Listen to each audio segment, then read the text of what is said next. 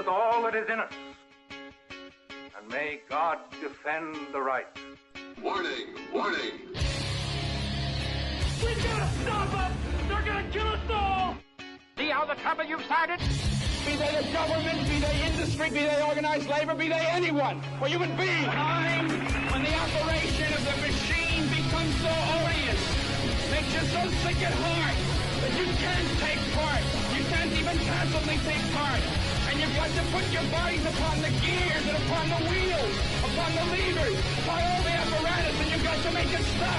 And you've got to indicate to the people who run it, to the people who own it, that unless you're free, the machine will be prevented from working at all. Revolution Radio at freedomslips.com, the #1 listener-supported talk radio station, throwing ourselves upon the gears of the machine. Revolution Radio, where information never sleeps. You called down the thunder, well, now you got it. Right, you tell them I'm coming, and hell's coming with me, you hear? Hell's coming with me! Revolution Radio.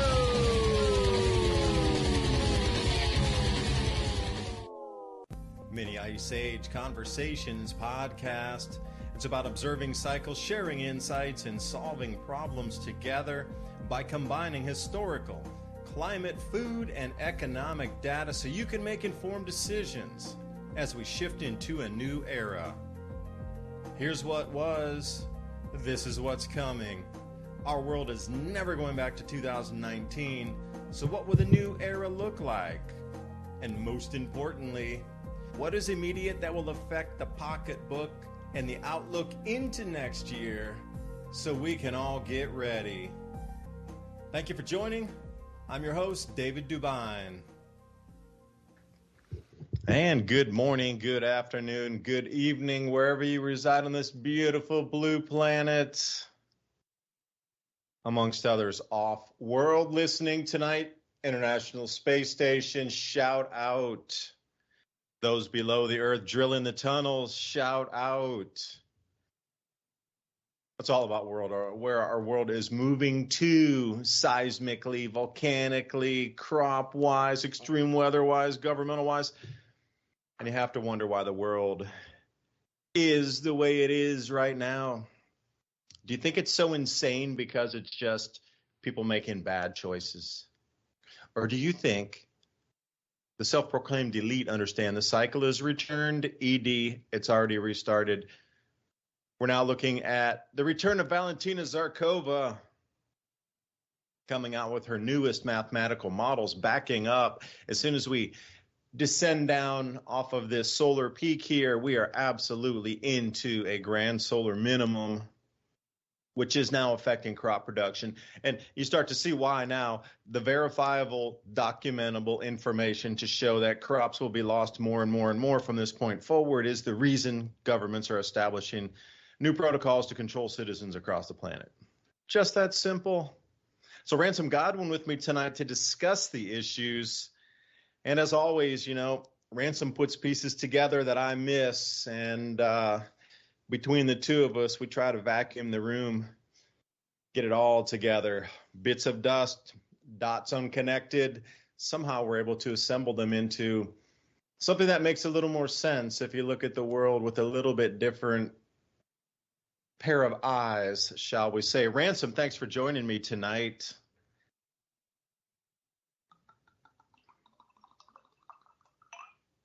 How's Thank it you going, on the David? call. Oh, there you are. Yeah, coming through loud and clear. Yeah, Five I'm by here. five. I just I double muted myself there. I'm unmuted and muted at the same time. Yeah, that's kind of what I'm glad you said that. That's exactly kind of what I wanted to talk about is the measures that you see being placed down, so to speak, the bars on the planet.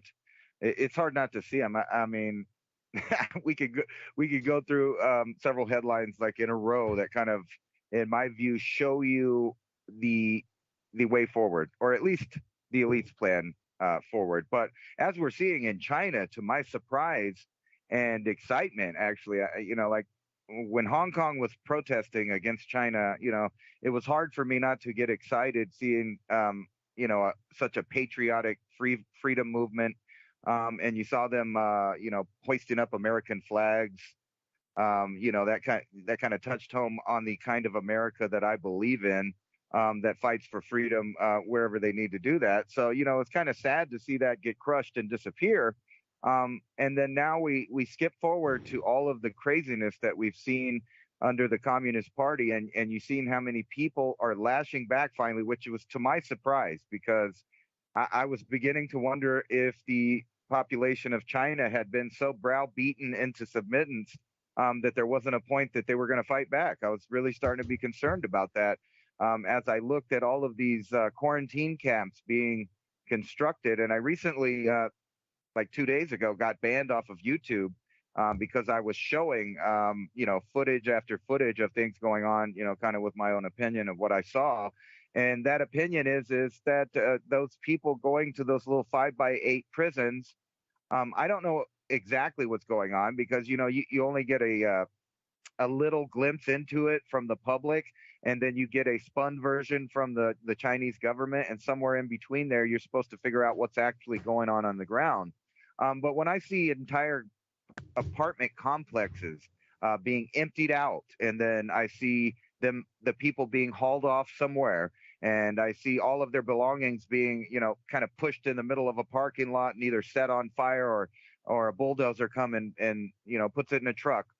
I'm starting to wonder if any of those people are coming back, and it's hard for me not to recognize a concentration camp when I see it, or the potential for one to be one. Now, I'm not accusing them of killing all the people over there. Like I said, I don't actually know what's going on, and we don't over here. But what I do know is that the Chinese population seems to, in part at least, have had enough with these rules. And according to the press right now, which I don't know is true anymore these days either, several of the cities have backed off some of their measures in response to the protests. Now, at the same time as I'm hearing that, I'm looking at footage of tanks rolling in, of anti-personnel, machines moving in to get in position to quell large-scale protests. And, when I see, massive amounts of people out there, especially young people, talking about free speech, talking about, ending the craziness that's the communist regime, saying to Xi Jinping to step down. And then over here in America, I see, these multi-billion-dollar companies like Amazon, shutting down their back door of how they're, getting some of that footage out and how they're communicating with each other.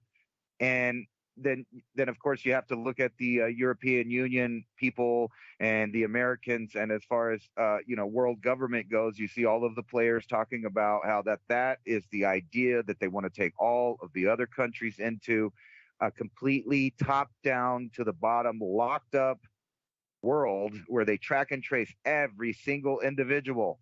And I'll get into kind of how bad that's going to be. And I don't think that America is really, or the Western world in general, is that far behind China. So I'm, it kind of excites me and maybe relieves me when I see people rising up in China, because I know, unfortunately, even though I'm excited about it and I feel real patriotic about it, the truth is, if they actually rise up, and there is some kind of organic revolution happen in China, I can potentially see millions and millions of people die over that. And at the same time, you have the Taiwan situation there, which, judging by history, would be intermingled in the movement, I would imagine, along with some other players around the world, trying to, promote that for those that are, competition to the Chinese as far as running the end result of this prison planet that we're going into. So I kind of wanted to show you these articles here, if I can get it to come up here. Yeah, Ransom, could I jump in for a second there? Yeah, absolutely.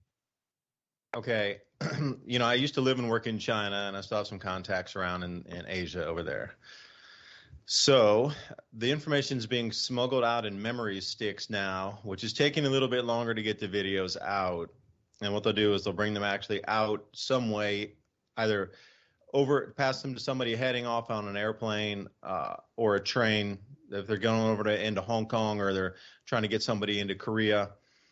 So here's the main sources that I've been following on Twitter for the last several days to see this. And right now there's 160 universities, 160 universities involved in this, in addition to all the people and whatnot. So if you're going to go to Twitter, as Ransom was referencing about the different videos that he was showing, at tanks rolling in, people just full out street battling with the police and whatnot. Jennifer Zung is a good one. It's JenniferZeng 97 is her moniker on Twitter. And also, if you're going to hashtag China protests, that's with an S, China protests in Twitter. And also China uprising, hashtag China uprising is another good. These are just compilation sites where people are getting all the videos and putting them in the same place. And another one is hashtag China protests 2022. And then the next one would be hashtag A4 revolution, like an A4 size paper revolution. That's another compilation site that is putting some things there. And then hashtag lockdown, that'll bring you there. Any of the things like the Xi Jinping or the hashtag CCP, they're spamming it with a whole bunch of whatever in conjunction. So they'll put like 30, 40 messages within a minute, and then there'll be one video that you can maybe find. But it just takes way too long to go through some of these feeds for you to get that. So here's another one, hashtag blank paper revolution. So if you're looking for any information on Twitter, and then hashtag Urumqi, that's URUMQI, Urumqi. And thanks. That's all I wanted to say, Ransom. I'll continue on with your news stories there, but I just wanted to give you a few hashtags if anybody is out there and wants to dive on and look for some of the images and stories and things that are popping out of there. So yeah, please continue. Right. Yeah. The blank paper revolution. Exactly. That's the name kind of given to it. And I see this going two different ways. I see the government striking back or pulling back. It can only really go, I guess, three ways. The government can pull back and allow the people to have some semblance or illusion of a little bit of freedom given back. That's usually how world governments do their thing, is they incrementalize it out. So they don't pull back all the way, but they pull back a little bit so it doesn't seem so bad to make people calm down. That's number one. Number two, the government completely cracks down in a wild manner, and we start to see, what we're already seeing is what I suspect are millions of people dying already. So China's kind of left in this position. Well, if they're backed in a corner, if they literally locked in a corner or locked in a building or locked in a little area or whatever you want to call it, they're at the point now where I think the third option is a grassroots revolution in China, an actual cultural revolution, not the one 70 years ago. But unfortunately, that involves millions of people dying as well. But they're dying at their own choice instead of being told where to go and when to go, so to speak. But kind of what I wanted to, cross that over to a little futuristic idea that I have of where this is going.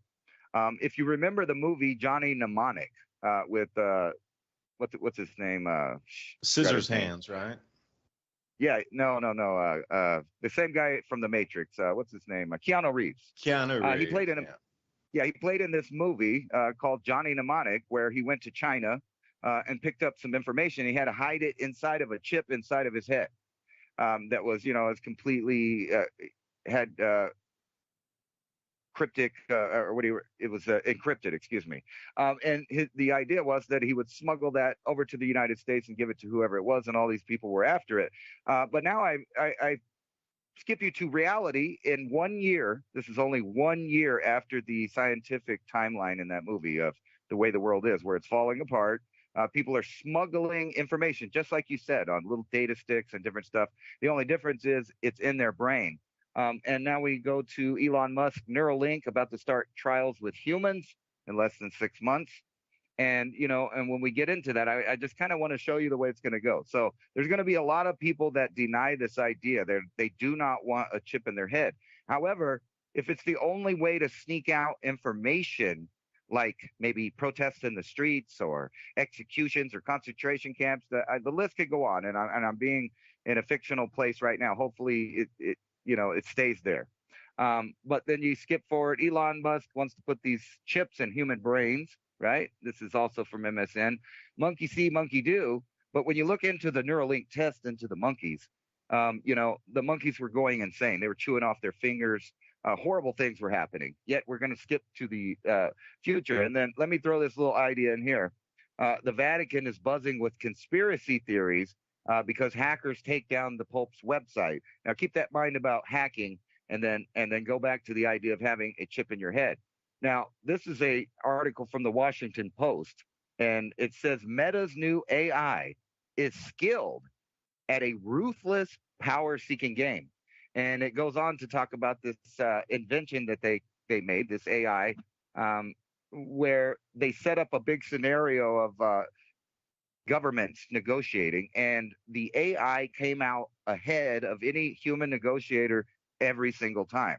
Now, when you think about this, think about that chip and the metaverse being linked right into your head, right? So the AI is already said to be, super powerful at this idea of negotiation and pushing its agenda, right? So, and then here, into the paddy wagon, Ireland imposes up to a 5-year prison term for quote-unquote hate speech. Now, keep in mind, we're talking about putting chips in people's minds and connecting them directly to the interface of the Meta, which is the nickname or future name of the new internet that they're creating. And then here's a new one right here. Pandemic stress literally causes teens' brains to age by several years.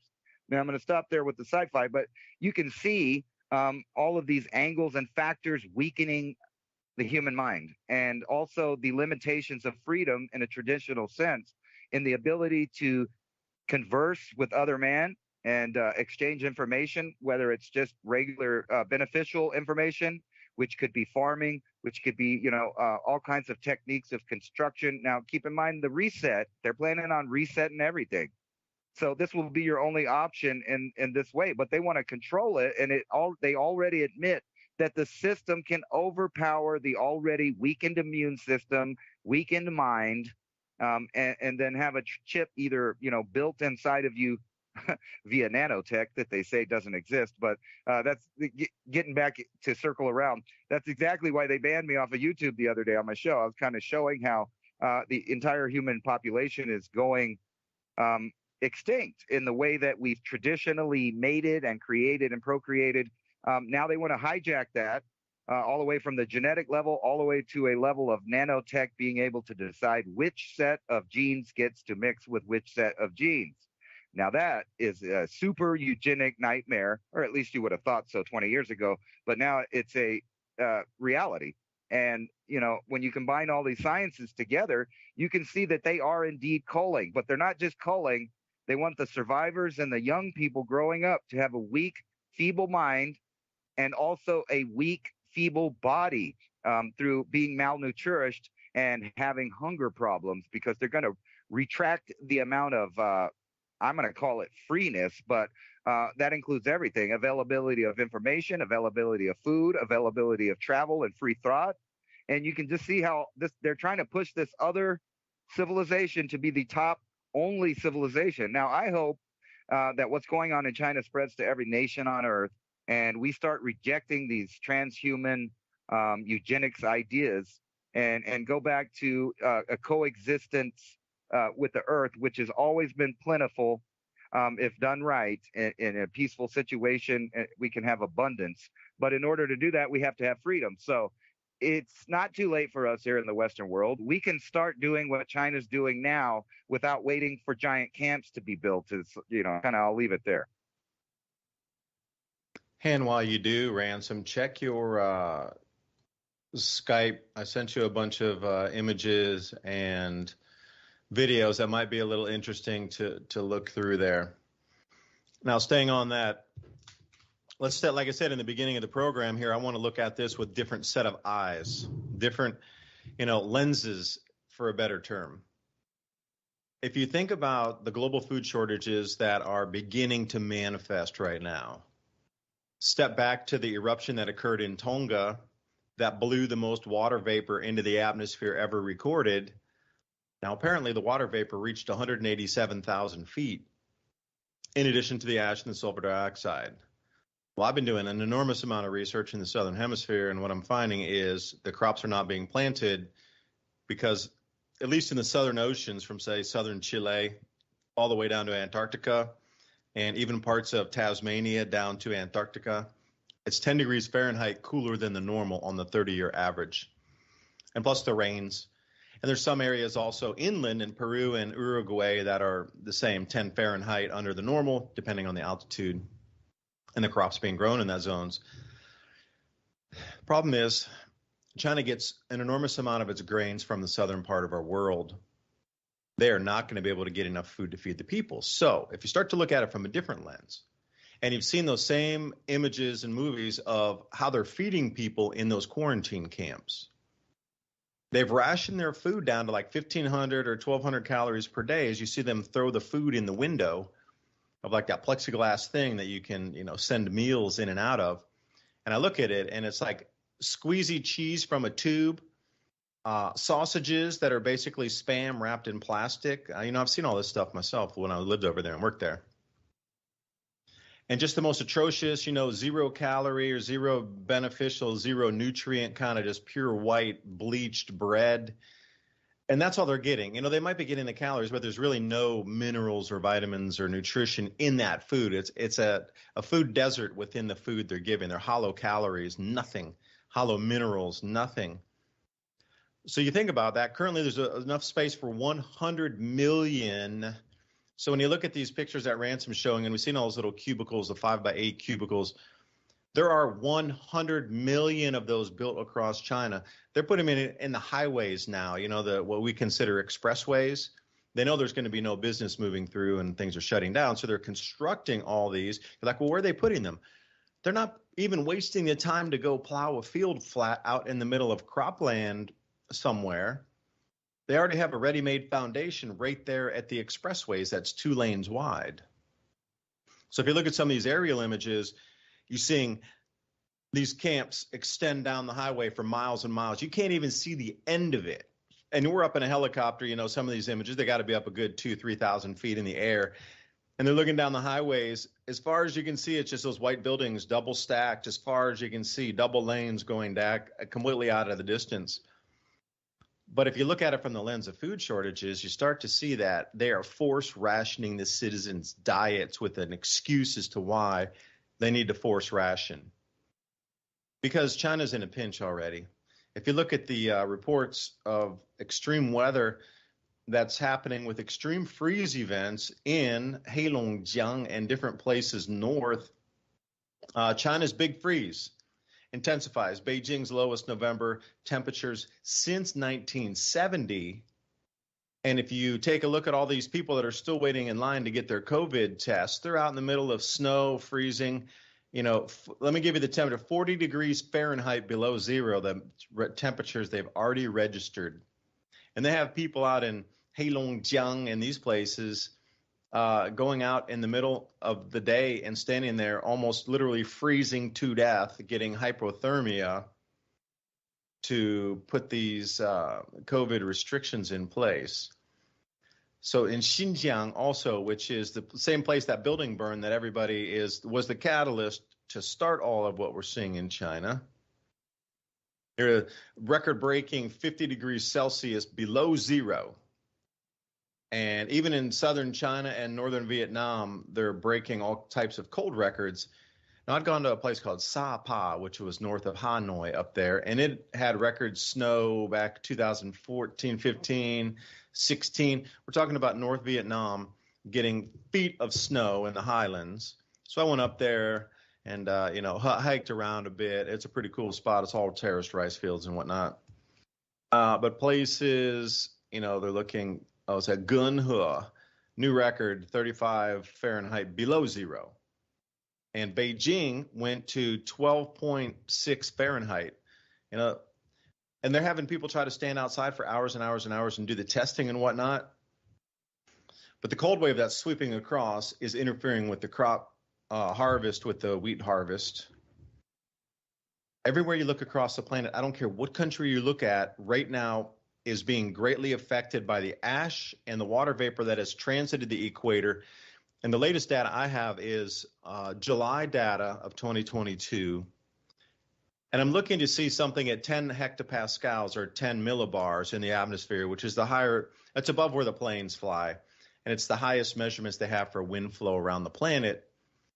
This is where they're measuring ejecta from the Tonga eruption already at 35 north. The latest data only extends until July. They are still masking and hiding the data, which makes sense. Because if it was like that, and if you just do a linear trend, so the eruption happened in January of 2015. If we come out to July, that's 6 months. So the ash and water vapor and sunlight blocking sulfur dioxide and all those particulates together, along with the geoengineering mixing into a soup in the sky, has gone from 20 degrees south latitude to 35 degrees north latitude in 6 months. So they're masking the data from all of August, all of September, all of October, all of November is not forthcoming. So if it went that far, it's already back up to the Arctic for sure, at least 60 degrees north. Because if it transited that much, 55 degrees in 6 months, then another 4 months, and then it takes us up to the Arctic Circle. So we are absolutely in the throes of a year without a summer. And I highly encourage everybody to read about the eruption that occurred in Tambora, and that's in the country Indonesia, in the year 1815. It took about a year, and the subsequent 1816 planting season in America, which, again, is how many miles away from Indonesia in latitude bands, changes in attitude, changes in latitude. They couldn't grow crops that year. It snowed like 8 inches July 1st in we're right around New York, New Hampshire. These areas they were getting feet of snow in July. So this would explain the biblical floods that we're seeing. They got 3 years worth of rain in Saudi Arabia in a single storm. Italy, it seems like the new benchmark for extreme weather is 1 inch per hour on the rainfall totals. Now we got this extreme cold record setting, and it's happening everywhere. You should see how many cold weather records have been broken in Canada already and the United States this early. Remember, just even a few weeks ago, how bone-chillingly cold it was for middle of November? Or has Goldfish Memories forgotten that already and re-brainwashed through the narrative of the mainstream media of how hot it is? Record-breaking cold in the first and second week of November. Those were January temperatures here in Tennessee. And we're starting to see it globally. They are in the throes right now of January, February winter temperatures at the lowest it would go in an entire year, just at the beginning of the winter season. This is affecting right now crop production globally. So if you're going to see how it dovetails into the China situation, the amount of calories on the planet will need to be controlled from this point forward. One thing about China is the way it's moving. If the army or police, whatever, starts shooting the citizens and they get that on film and it goes out to the rest of the world, there will be instant blowback. There will be instant anti-China protest, anti-China goods. Everything will be anti-China for some time, not forever, but it'll be like a flash in a powder keg. And you're going to watch the world shy away from anything ever made in China for months, if not a year. And all of these woke ESG companies that pride themselves on environmental governance and making the world a better place would be told by their shareholders to divest from China. We're an ESG. Our score, if you don't divest from China, our score is going to go down.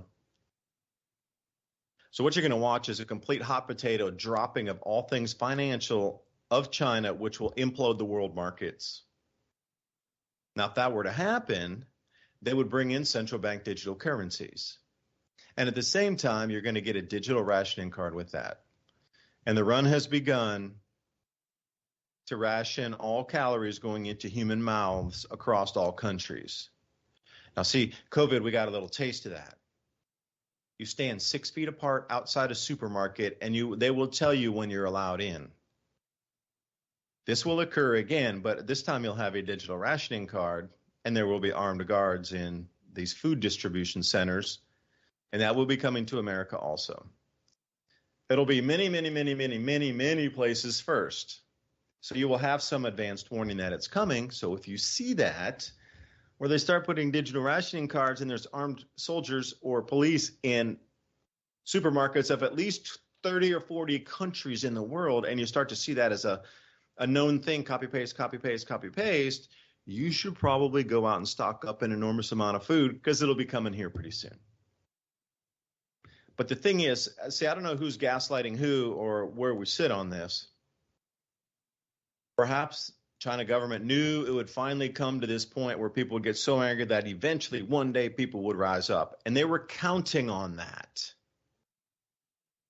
to allow it to run to a certain point, to then start to shoot citizens, to then bring it to part two where everybody would throw away Chinese goods. They would have to divest, and it would cause the global cascade of financial ruin, which would then be the excuse to bring in the central bank digital currencies, CBDCs, because you cannot have the digital rationing card and the central bank digital currencies independent of each other. They're going to ride the same rail coming in.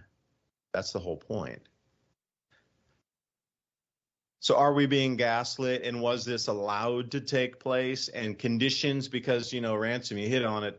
Like, this AI has hacked the human brain already. It understands stimulus response better than we as humans understand stimulus response in psychology after 150 years. So imagine if this is all being run by AI to put programs in place in China to get the citizens to exactly where we see them today. And they knew the onset would be approximately at the end of November or December. If you did this measure and that measure and you made it this difficult, people would lose hope. And when they lose nothing, they have nothing to lose, they lose it, as Gerald Celente says all the time. Run that forward, the AI would understand that the troops are going to fire on citizens eventually, and then the world's citizens will blow back. So, you know, as we sit right here, another thing to look for is if you do hear or see that the Chinese army had shot and killed a bunch of students or citizens that are protesting, you literally have days before the financial markets lock up. The very next day, finance markets would probably drop 10 or 20% globally as everybody exited all their Chinese holdings at the same time. Because you cannot tell me that you're misgendering somebody would be enough to start a war somewhere, and people are going to sit idly by while Chinese citizens protesting for freedom are going to get machine gunned down. And they're going to be okay with that? Well, if they are, then we're calling hypocrisy on the entire planet, and it's a bunch of BS anyway. How they are allowed to now say, yeah, go for it, protest, yeah, get out of the thumb of the CCP with the draconian restrictive orders from the COVID testing, yet they send in the army on the peaceful protesters in Canada and Australia and countless countries across Europe. And we see the same exact thing that they were doing in China just during our COVID lockdowns. It was okay to tase people and take them away and throw them in jail, remove their jobs, freeze their banking. And that was totally okay in the Western world here. And if you protested it, you were a conspiracy theorist, or you were a bad person because you didn't want to help the public. You didn't want to help the common good of the society. You're a bad person. Yeah, now it's okay. Yeah, protest. Oh, yeah, get your freedom back. Protest. So notice how everybody's distancing themselves politically from this one. But Ransom, I'm rambling, but yeah. So look for forced rationing, reduction of calories on the diet as food production globally ceases and decreases. The numbers I have so far are 50% reduction in global agriculture next year. I shouldn't say global, I should say Southern Hemisphere. They're going to know at the end of December, about 4 weeks from now, what they did plant or what they were not able to plant in the ground due to these abnormal cold and wet conditions that we're seeing across Southern Hemisphere. So if you see the citizens get shot, you know the global financial markets are going to collapse or go into a steep enough collapse to bring in central bank digital currencies. At least we have that forward to look, you know, hey, happy 2023. I'll pop the champagne. Wow. You know, I was just thinking about that exact scenario. And would it really trigger the rest of the world? Because I'm watching these Chinese videos, you know, and they got the little bunny the bunny guys in their suits, right? And I'm watching them do Stormtrooper. really crazy. Yeah, they're doing really crazy stuff. Like, for example, bend someone over and take a test that didn't want to take it. I've seen them stomp people near to death, beating on people, stunning. You know, that's all basic stuff. But guess what? I saw that same stuff in Australia. I saw that same stuff in the UK. I see that stuff every day for different reasons here in the US. So we're kind of already there. The only thing we don't have, like I said, which is kind of embarrassing to me as an American, I was kind of embarrassed also, you know, with the Hong Kong thing, is to see other people with the idea of freedom and the idea of the whole real American dream to be free in other countries fighting for it. While here, we kind of just bow down and be like, okay, we'll wear a mask and, you know, okay, well, we'll just shut our business down because you said so. And then the idea to think that it's not a planned out reduction of food and society all around, it's kind of silly, especially when you see, you know, articles like this. Netherlands reportedly set to forcibly close 3,000 farms to comply with EU mandates for the environment, which is completely silly, right? And it's criminal. And the whole idea that the United States and Western powers are dumping billions upon billions of dollars into the breadbasket of Eurasia to stop the amount of food. I mean, it's kind of obvious to me because we've watched these destabilization programs over and over again with other countries, but this time it's in an area that makes a lot of food. And then you have the other areas that are making food. Well, we're just going to shut you down for the environment. And by the way, we're going to, you know, invite more people into your little town or village than actually live there now, totally overwhelming the infrastructure, the space, and completely dividing the people on Earth and putting them at people's throats. Now, over here, we got a more sophisticated psychological psyops going on completely, in which we're trying to make Americans hate Americans so that we constantly squabble over ideas that they gave us, arguments that they gave us, topics that they pick.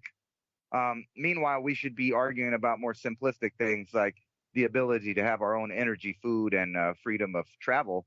And it you know, it kind of corresponds to the way culture is going. You see all those, I'm going to say morons, that jump out on the highway and try to block the highway for, you know, whether it's they're fighting for the environment or climate change or oil or whatever it is.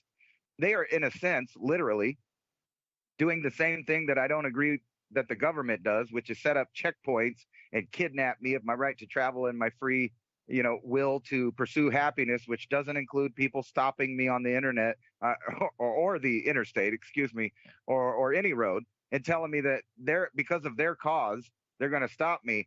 And then it makes me think of these bigger, you know, protests, I'm going to call them that are going on in China, and the fact that there really was a little hiccup over here in the Western world. You have Trudeau, you know, talking about how he idolizes Mao, he idolizes Xi Jinping, he loves the way that China works, and you know, and then we have the counterparts over here just trying to look the other way. The White House claiming, you know, they're not going to make an opinion about it, the same way they didn't with Hong Kong. But go Ukrainians. You know what? Ukrainians, every single Ukrainian child, mother and father needing, you know, a fully automatic actual assault rifle. And we're going to pay for that out of our money. Meanwhile, over here, we're going to shut everything down, all the power. And then I kind of wanted to get into the point that, you know, while they're planning all of this out in an obvious way to me, shutting down all of these, you know, ability to heat or feed your family in Europe, shutting off the, you know, right to travel whenever they want. They beta tested that. Now, when you look over there in China, I'm watching these little boxes, these little prison carts, and I'm still wondering where do they go after that? I haven't seen any stories, any videos talking about, well, you know, I just left the COVID camp. They finally let me out. I left the Foxconn plant, and, you know, I finally got out of quarantine, and I'm going home and reuniting with my loved ones. Where's those videos? I'm not seeing them. And that's concerning me. You know, I'm not saying I know what's going on afterwards, but I have a pretty good idea. And how long until we revert to 70 years ago when they did makeshift camps in China where they sent the political dissidents where one guy would hold a person's skull while another person put one round through it with the revolver. And they did that all day long. They did that all day long. Or you could take your pick, whatever your, slice of history you want to look at. You find the same things, uh, China, Russia, Germany. Now we got it more sophisticated where, I was talking about this also on my show. In Switzerland, they have the little suicide pod.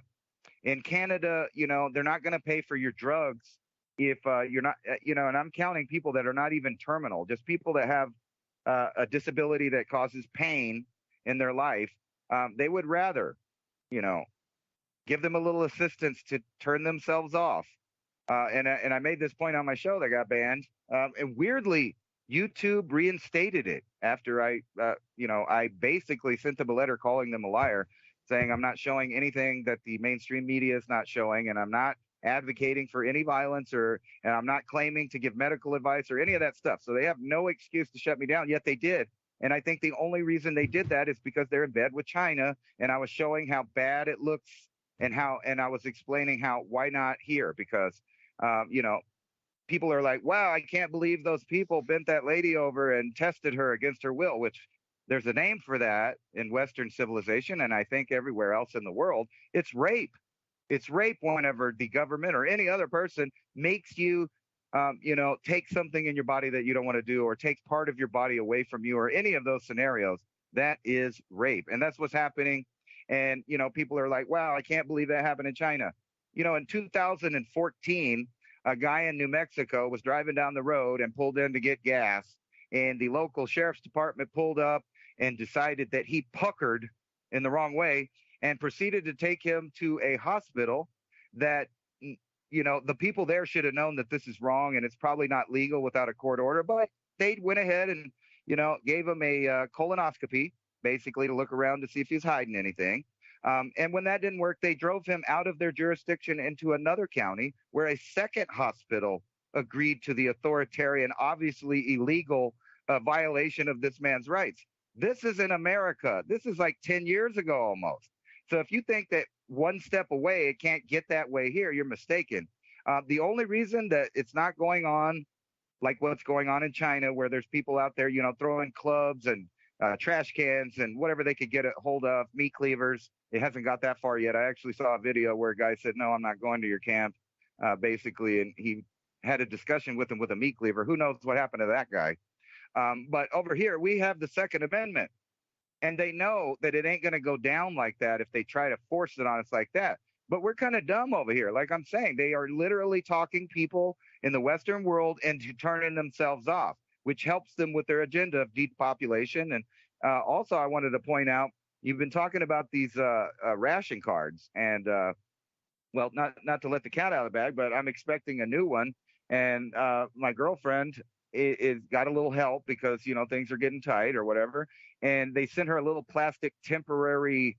I guess you'd call it a food stamp card. It's for food assistance. They sent her this little temporary one, and I was looking at that, and exactly what I thought in my head is there it is.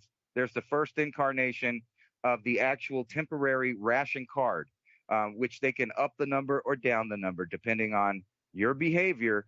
And, and not to beat a dead horse, but the system that the Chinese are using is already implemented here, or not implemented, that's the wrong word. It's already constructed here. It's just waiting for implementation. And the companies are trying to reroute the government and our rights by implementing them and claiming that they're private companies, which we all know what that is when the government becomes a merger with corporations. And that's fascism, that little word like everybody likes to call everybody. That's authoritarianism. That is totalitarianism. That is the idea that the Western powers say that they want to emulate in the Communist Chinese Party system, which is capitalist kind of communist society. And I'm saying no, and I'm really glad and I'm pumped, like I said, that there's so many people I've seen saying no, and most of them are young. Most of them, they're a new generation, and I think they're on a different level of the what do they call that cycle? When you go into fascism and then break free and go into freedom, and then everybody gets lethargic and goes back into fascism again. I think they're at a further or a different part of the cycle than we are over here. We're at the lethargic accepting stage. And until people's bellies are actually empty, I don't know if they'll really get what's going on, but it's obviously staged and planned according to these elites' own words. Like I just showed that article, they're going to criminally force farms to shut down so that they can't grow food. And then, of course, you got the war going on, and you got people over here destroying their crops and destroying the beef. All the prices are going up, and they incrementally go it up. I call it a Walmart style. If you've ever known what Walmart does is slowly they increase their prices all year. And then they have a rollback. They're rolling back prices, but they're not rolling them back to the original cheap price. They're rolling them back a little bit more expensive than that price. So they, too, get you incrementally with the food. And if you haven't been to the grocery store lately, it's like, $400 or $500 for three or 4 or 5 days of, eating like an American usually eats. But I suggest you stop doing that. You go there and you start scoring these bulk things, dried beans, start freezing beef that you're not using, things like that. And then how long until we get to where we just can't eat that food because it's fake, it's beyond belief, or they're adding ingredients that we don't want that may or may not interact with our bodies in an unfavorable way. If you want to look into nanotech and spike proteins, I don't want to get too far into that because that's one of those no topics that the algorithm is already programmed to pick up. And then we get back to that. Who gave the algorithms the right to tell us what to think and when to think and how to think? But it's there. And according to the people in charge, they want to increase that power to this algorithm. I know that it's several different algorithms. I'm just kind of mushing it together as an idea. But what do you think? Me and you and people that listen are already kind of broken out of that mindset. So I know that we're preaching to the choir. So everybody that's listening needs to start hammering these ideas onto their relatives, like the common sense ideas of saving food, growing food, saving materials, screws, nails, all of this kind of stuff that you just can't go to the store and get if things shut down. Well, I think you have to bring it down to something that everybody can relate to. And you just perfectly described that there with the fourth generation and the 4 generations of turnings, where one generation has to break free and get its freedom again, and that'll last for 20 years. And then you get into the upward economy and the hopefulness and the joyous phase where there's an enormous amount of prosperity for those 20 years. We're in the collapse phase now. So anybody who's alive is going to live through the collapse phase. Now, the younger generation, like you say, 2 generations below us or not, they're going to live through the collapse phase, and they're going to live through the rebuilding phase, and they'll also get to experience the golden phase. Because on average, not everybody lives to be 80 years old, but on average, 60. So most people will get to experience 3 of the 4 segments of the entire wheel of the fourth turning. We're now in the collapse phase. Okay, that's going to take 20 years. So those kids growing up through this time are either going to be born today and we'll just know it as daily life, or they're going to be like me and you, where we've seen several of the turnings already. We understand that prosperity thing back in the 90s. We understand the apex and the collapse phase here, 2010 onward. We get that. And now we're in the rapid descent to the bottom. And, we've seen these different segments of this turning already. So with the food, I remember my grandparents who lived through the Great Depression, how much it scarred them, changed them, and morphed their patterns. But see, it did affect everybody back then. The entire country and everybody in society was affected by it. But currently, they're not yet. So, like Ransom was saying, to go ahead and have conversations with people, they're going to be like, well, I don't care. I can just buy more expensive food. How do you get it through their head? At some point, we're not going to grow enough, and it's going to be rationed. So you won't be able to just go get what you want, because 40 or 50% of all small businesses and grocery stores were closed down during COVID and then never come back. So these options for you to run out to the local market to purchase some things, not there. And it's getting restricted more and more and more by day. I was looking here, 40% of all small businesses couldn't make the rent for last month. Like, if that's the situation of American small businesses, whoever barely scraped through and survived the COVID removal of small, medium-sized businesses, mom and pop, basically anything not corporate. Now those that did survive are at the point of like, wow, we can't even pay the rent. Not enough people are spending. People are pulling back. But how do you have that conversation to get somebody in the fold that it is affecting your life? You might not feel it directly. You might feel it indirectly. But the quality of life, if you have to really just measure it from 2019, is less for everybody on the planet. You're right. We can't travel. I still, go over to somewhere, like try to go to Croatia right now from America and see how easy that is compared to like 2018. You'd book a ticket, be on a plane and be like, hey, let's go crack a bottle of wine on the Adriatic Sea like that fast. Now, oh, did you get your COVID test? Did you do this? Did you get swabbed? Did you do this? Okay, oh, wait, got to stay in a disinfected hotel still? Oh, because EU restrictions are way different than they are here in the U.S. At some point, it's going to affect everybody, but how do you get that realization? Okay, it's the tidal wave's coming. It's like if you saw the tsunami and after the earthquake, there were a lot of people in Thailand up on the hills going, get off the beach, get off the beach. We can see the wave coming. It wasn't pertinent for them because they didn't see the water coming. All they knew was there was a lot of people yelling. And then at what point did it become a life or death situation where people's whatever turned on immediately? Well, it's the same thing with these inbound food shortages and more control in the digital rationing cards and how you're going to be allowed to spend your money and how it will be tracked or turned off or programmable. This programmable money with these central bank digital currencies inbound means that they can put an inflation rate in it. So after 3 months, it's worth 0. So you have to spend it in a certain amount of time. If the economy is sagging, they say, okay, you have to spend what we deposited into your wallet within the first 7 days or else it goes to 0. Almost all money in the entire country would be spent in those 7 days, and they could artificially prop the economy and go, look how good it's doing.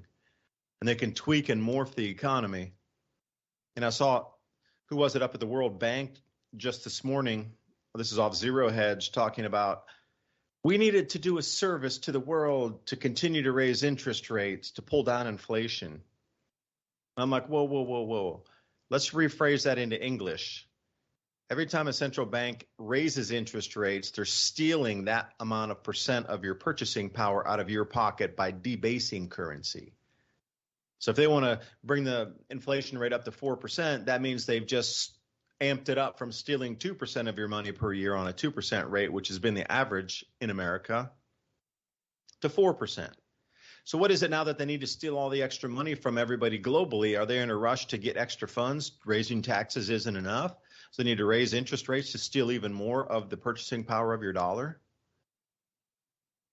Like that's happening now. And it's difficult to break through the narratives and the conditioning of the average person who just goes, well, it's not so bad. We don't have to wear a mask anymore. Things are getting back to good again.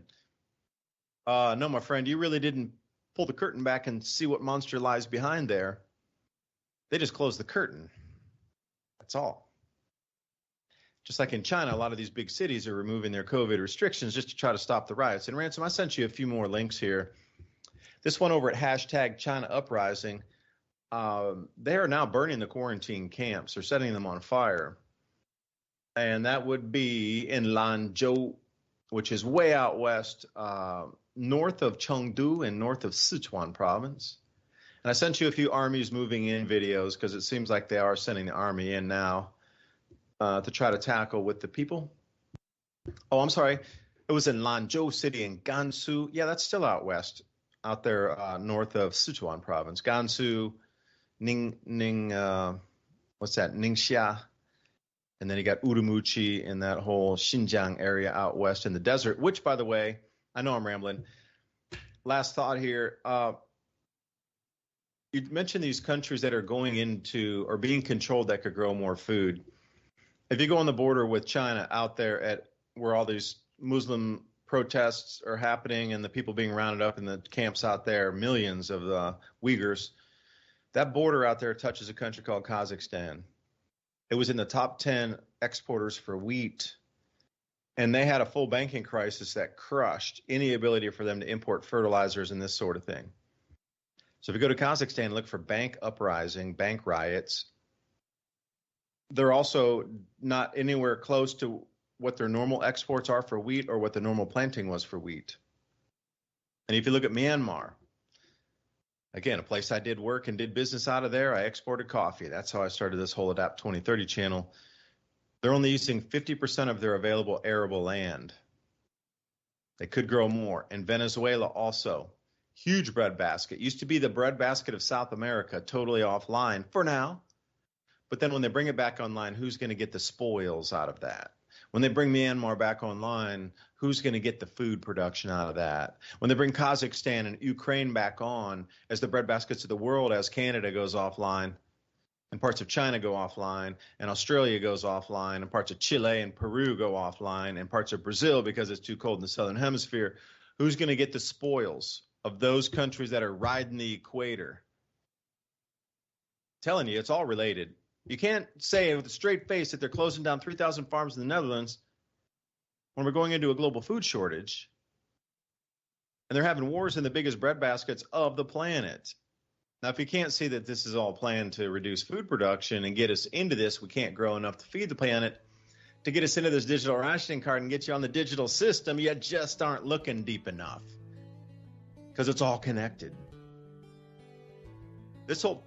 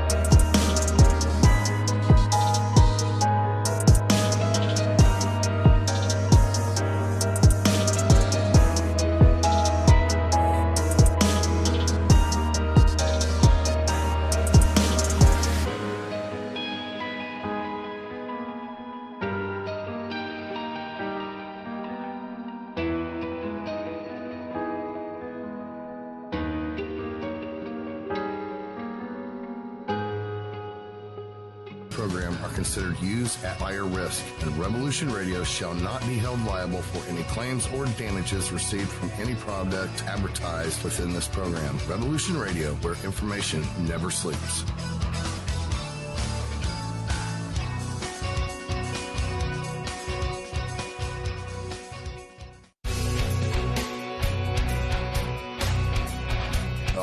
Thanks for listening while we took that short break here at Revolution Radio, freedomslips.com. And now we're going to get back to your host.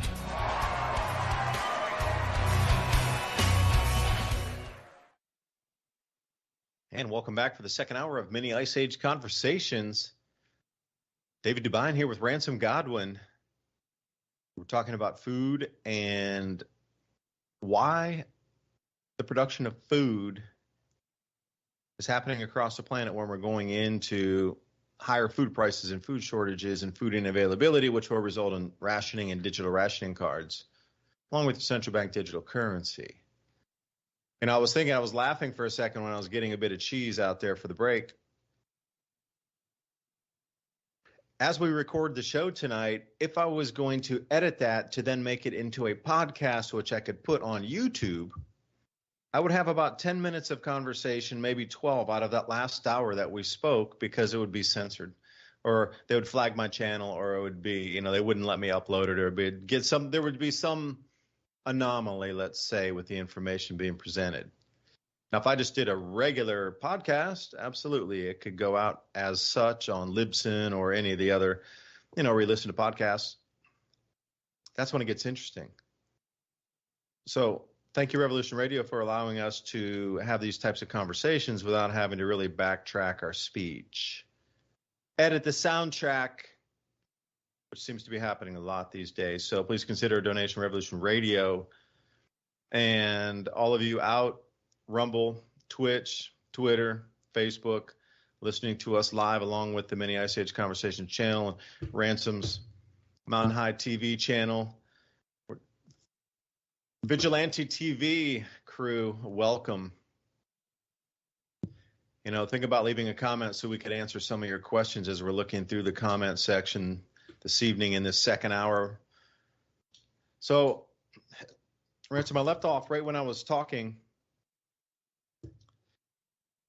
These countries that could increase food production, excuse me, the ones that we know now, Kazakhstan, Myanmar, Ukraine, Venezuela, politically completely unstable. But then you look at where could be new food growing zones that are starting to show promise, like all of the Sahel and all of the northern African countries. There's a lot more rainfall above ground now with the change in what we're seeing as jet streams, and cloud cells. And if you look at Gaddafi, which he was able to drill into the Nubian sandstone aquifer and create lakes in the deserts, and what did he have? 100,000 acres of sorghum and different test plots of wheat. What else were they doing? The sunflower out in the desert. And they had this massive pipeline, not for oil, but for water delivery out into what was 6,000 years ago, the floodplains or the deltas. Now, take those two things into consideration, the above ground rainfall increasing to the point it is turning the deserts green. I encourage you, anybody go over to NASA Space Observer in the Worldview, and then go into the Worldview map viewer there and go back to like 2015 or 16. And you can get, there's a plant indice overlay there, a different layer of plant chlorophyll. So you can see the greens popping in and out. Just turn on that layer and then go back to 2016 and then turn the layer on now. It is way, way greener. But then you tap the water underground and see, I know Gaddafi wanted to go to a gold-backed dinar and sell food, oil, and their finished products in any fiat currency as well as any precious metal accepted. But that included oil. Americans couldn't have that. So what do? We went and bombed their water pipeline infrastructure that was set to take water out to the deserts and turn Libya into a new powerhouse of crop production in North Africa. So if we're losing all the crops, and after this chaos phase finishes and we descend to the bottom and we crash onto the bottom, I am also lightly forecasting that to start the world economy again, the focus will be on putting out the Sahel in North Africa, all the infrastructure to turn it into the world's largest grain basket. But at the same time, the centralized control with that grain basket, because eventually they'll just say, no, it's too inconvenient to send the fertilizers back to Canada or America. We'll just grow it all right here. Double rotation crop. It's bigger than Canada and the United States combined anyway. So we don't need all these extra periphery countries producing food. You see what problem it caused us last time. We need to centralize production. And if they did it in Africa, then again, you come back to the centralized digital rationing cards, central bank digital currency, centralization of all finance. And then if it plays out after the crash, this would be some 10 to 15 years from now, full global food production would exist in Northern Africa and the Sahel all the way down to the equator, and that's the only place the food would come from on mass scale for grains. Now imagine who controls that, controls the planet, for sure.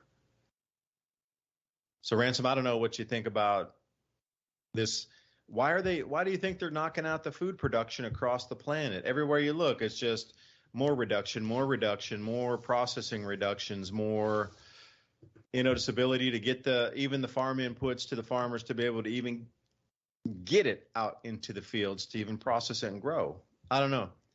I mean, are we being invaded right now? Is there some other force outside of our planet that's inbound that has taken over, or is this a dimensional thing, or is it human against human, or is it just evil versus dark, or light and dark, and what was been foretold in many a legend and prophecy across the ages?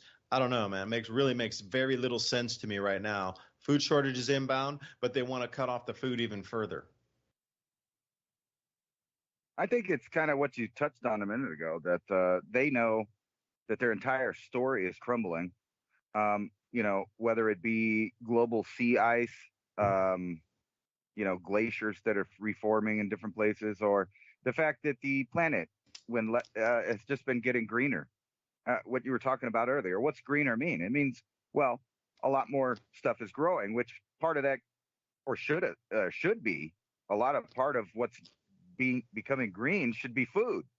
And they kind of know this. That's why they're trying to shut down and cut down everything. So the whole idea, would you, 20 years ago, think that part of the global warming story would be, hey, we're going to cut down this forest over here so we can make some wood pellets to cut down on carbon dioxide. When the trees cut down on carbon dioxide, a greener planet means there's more vegetation worldwide sucking up CO2. And I actually just read a paper recently that kind of proves that the amount of greening offsets any man-made global accumulation of carbon dioxide. So, that's very inconvenient, so to speak, for them. And then at the same time, I'll show you an article here that talks about doom and gloom in Colorado because of the drought. But what they're not telling people is look at the amount of probable snowpack that's going to continue, for the next several winters. And guess what happens when snowpack starts accumulating from season to season? Well, all of a sudden you got a bunch of water frozen again, and then it comes down the mountain, and then there's no drought. So that they know these little cycles are going to kind of heal themselves. They're going to change inevitably in different places where it'll be no longer available to, so to speak, grow stuff there. Not so to speak. I mean, it'll be hard to grow stuff in new places, and other places are greening, and they know that.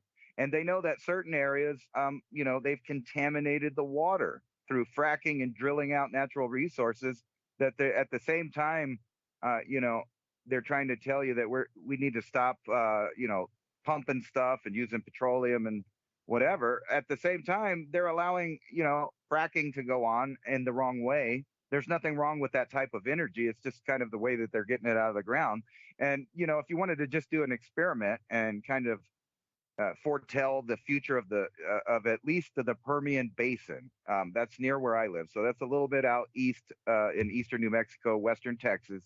There's a giant aquifer, the artesian, kind of Permian aquifer there. The entire area, because no one lives there, it's pretty harsh desert out there.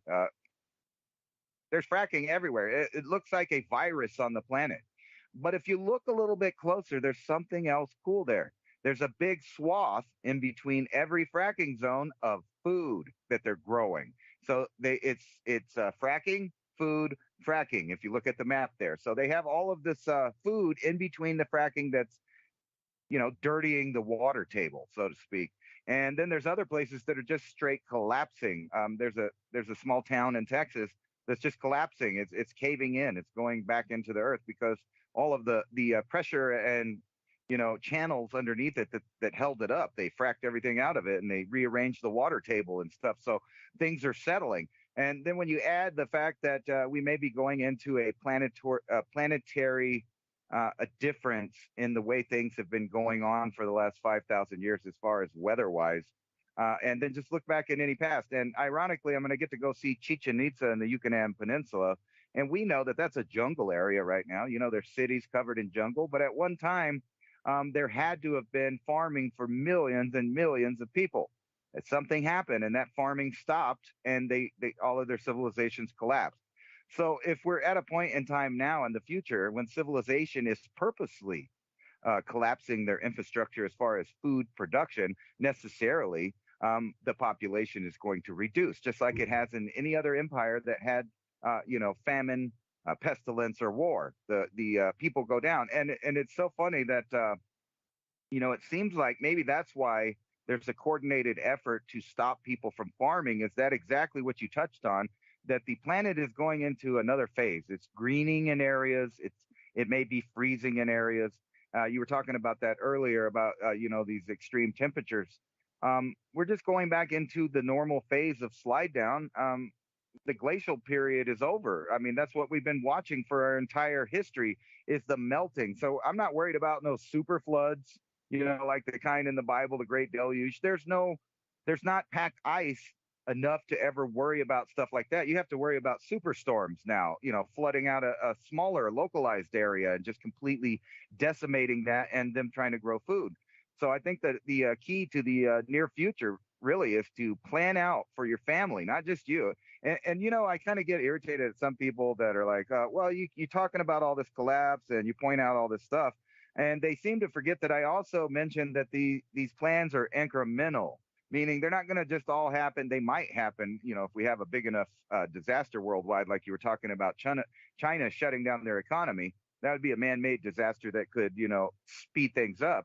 But over time, it's incremental. And you could just see in 10 years, if you look back 10 years, how much it's changed. Now imagine the fads and the direction of the governments, and just add 10 years onto that. And you can see that we're talking about our children and grandchildren's future, just like yours. And, not to get woo-woo, but it does seem like somebody, somewhere of some kind, has a plan that takes a lot longer than a human lifespan. And that's the only explanation, in my view, that I can figure out why these elite families continue to plan on generationally, hundreds of years generationally. Think about all the transhuman writings that were coming out in the 20s and all of that stuff that they were writing. It's all come true. They knew which direction it was going. They had some kind of information source, whether it just came straight out of what people call the ether or what I call, it's like another dimension of thought. You ever think about that? You pull those thoughts into our reality. It's been happening throughout human history. So, every time someone invents something, they just pull this idea out of their head and they bring it into our realm of 3D reality, of physical universe, and they manifest it and it becomes part of our reality. But the question is that also happening again as a new renaissance of human beings? Because I've been pointing out that I think we are the people that are adults, and some of the children in Generation Z are really the last generational real human beings before some of these programs have irrevocably changed the human being into where we're a new species. And I think we're just going into two different species, because there's groups that have seen this coming. They haven't participated in it. They've kept a natural living, and it's anecdotal and funny. But I'm sure you've probably seen this on Twitter or Facebook or somewhere. It's becoming a fad now for women to hide their vaccination status because they don't want men to know that they've done that because they're worried about the guy worrying about them being infertile. And the same thing's happening in reverse, where women are looking for certain types of people that haven't participated in some of these gene altering programs. And people forget, even if there wasn't a master plan, so to speak, to change your DNA, viruses naturally change your DNA. And, you know, they put a little marker on your DNA, and all of your children and grandchildren from then on are all going to have that mark of that battle. And it may be an upload, actually, an upload of genetic information. You know, I don't know about you, not to sidetrack, but have you ever thought about the idea of a virus? It's not a complete organism. However, it has a function and a specific program. And it needs to interact with the living cell to complete that program, which means that somebody somewhere, in my opinion, programmed it. Or are they trying to tell me that, you know, viruses, they're just floating around and life evolves, and then all of a sudden we're being attacked by these viruses that aren't complete organisms? Instead, it makes more sense like they're uploads. They're little bits of information that species need to increase their immune system and continue on to the future. And they put that marker on their children, making those children have the right to live in the world we exist. Now, they're hijacking this idea with new forms and stuff, but all of that is putting a mark on your DNA, and that's not even in conjunction with the food. So let's circle back to the food shortage. They're coming out with all these products to supplement the shortage of real food. You know, the bugs is one thing. They're starting to put that in there. They're showing up on the grocery stores now, almost as fast as we told you they were going to do it. And then you also have the, you know, genetically modified or gene edited foods, and they're replacing it. So now we have lab grown meat, fake vegetables, fake meat. And this is the idea that they're going to bring forward, is this product to supplement real food and real nutrition. So you can see right there another split in the species, people that are eating real food versus people that are eating engineered food. And then you get into the topic of epigenetics, you know, right? Everything that you come in contact with in the environment is turning on or off some gene to do a certain thing. And it seems like a lot of people are getting cancer now, but ironically, they're offering a pill now that's supposed to get rid of that. And they have all these new nanotechnologies to cure that.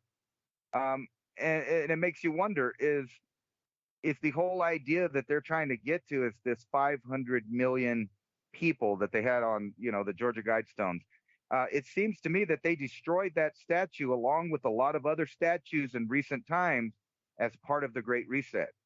Because I can see a time in the future where there is a Chinese-like communist government in all places in the world where they are checking people and their apps on their phone and what software they have, what data they have, you know, and there ain't going to be any available books that are talking about certain topics, or there's not going to be statues that proves that these bad things happened in the past, this democide by government. And then, of course, we have now, which is a bunch of people distracted with drama, fictional, you know, stories, fake emotions for fake subjects and fake people. So they really have a grasp and a control on the entire population when it comes to their mental state. And now they're going to replace their food with fake food and at the same time reduce it. So I could see people sitting back and saying, you know, well, I live in Georgia, I live in Texas, you know, that's not going to affect me. But let's get real. Not really that many people grow and eat all of their own food. Not really. Even people that are into that and know how to do it aren't really eating that. They're still supplementing with the grocery stores. And so I wanted to get into this topic and ask you a question. Meanwhile, with all this other stuff we're talking about, I have noticed that everywhere I go, in every city, and I'm talking about a small city to a major metropolis city, there are so many homeless people outside.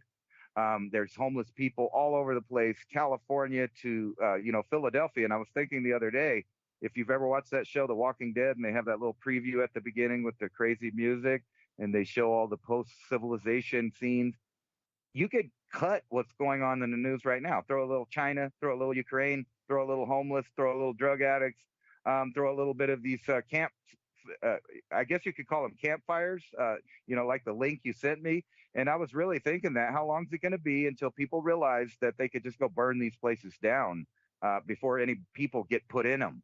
And then also remember, a few years back, FEMA built giant prisons here in the United States. I know nobody wants to talk about that, but they did indeed. You could look it up. They did, and they hired people to man those prisons. There's nobody in it as far as I know, but they did build them. There's one in Alaska. There's one in California. They're building one in Fort Bliss. And the one in Fort Bliss, they're using to bring in people from across the border and help them get further in. So obviously, there's a rearranging of the pieces on the map right now. And part of that is to cause starvation in a slow pace. So what you're fighting for when you start prepping and realizing all these ideas are your children and your grandchildren are going to be affected by every decision we make, from the people in the streets in China to you at your house growing vegetables out in your yard, setting an example for your neighbors. Man, that's the whole thing. The slow creep. That's why you get the fatigue. Some people have it green fatigue if they're battling in the whole global warming thing. Imagine you started really getting on it and trying to change your light bulb to a curly Q light bulb back in the 1990s because you were battling the climate. And you've been in that for so long, and then you just see things get progressively worse, even though there's supposed to be more and more people, trying to improve environmental conditions, quote unquote. Governments are in on it, international bodies are in on it, investors are in on it, but things just keep going off the rails. So at some point they get what's called green fatigue, or they're like, why even bother? It's gotten 10, 20 times worse than when I was a kid in the 1990s. What's going on? It's supposed to be better after 30 years. Getting way, there's too many people. Oh no, it's the way that we use antique clunky systems that need to burn oils and things when we could be using magnetic motors powered by the Earth's magnetic field, where we don't need to burn a single thing. You have a magnetic field pushing the disks as the magnets rotate and push off of each other. As a kid, I'm sure you played with magnets on your desk in school. You put them, and then you put them close, the stronger ones, and boom, they push away from each other.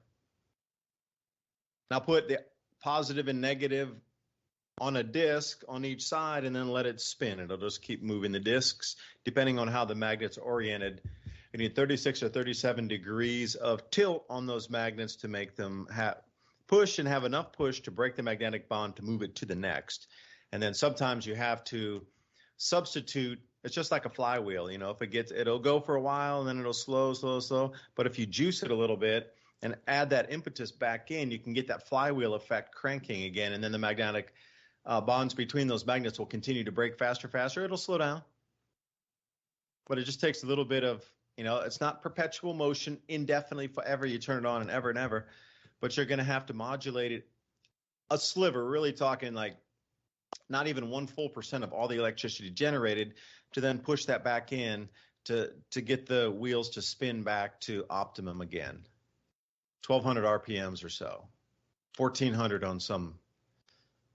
Why is that not being implemented right now and used across the world? 8 billion people is too much for the clunky way we do it, where we burn stuff and we have to rip the earth apart with mining for minerals and trying to separate what we consider dirt.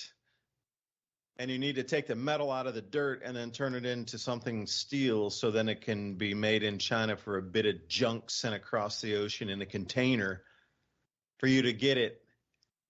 Because what's so quirky is this whole, remember the day after Thanksgiving, Black Friday, buy 2, buy 3, they're all on sale, get 2, get extra, everything's on sale. And then the very next news article is global warming.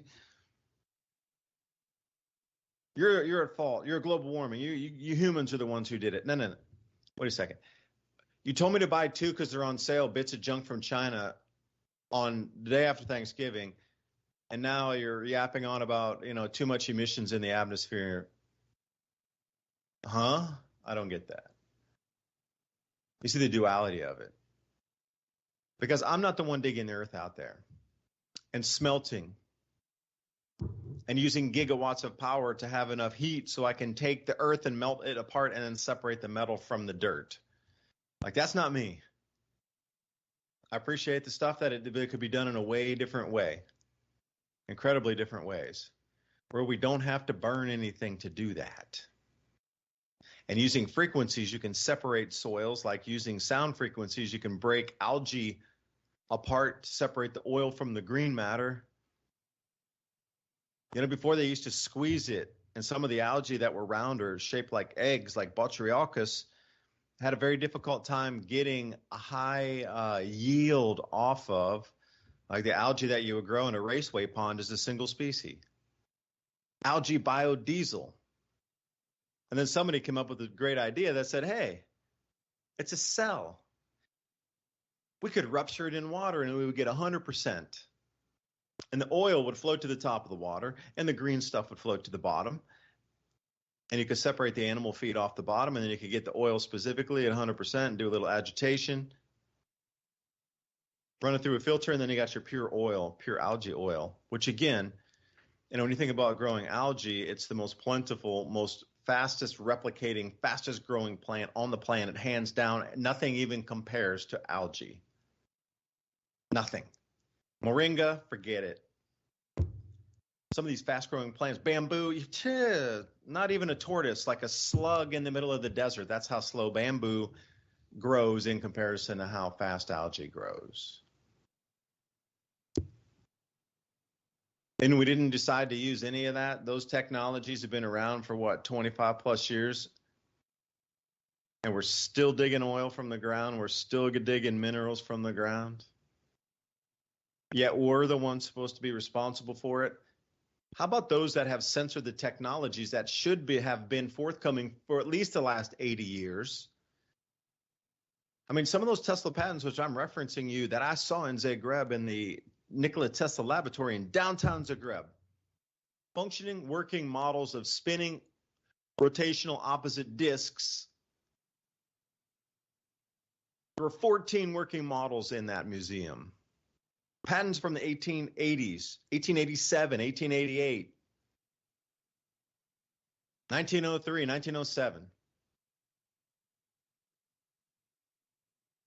None of those patents were improved on for this last 100 plus years when we had a free magnetic field from the Earth to work with.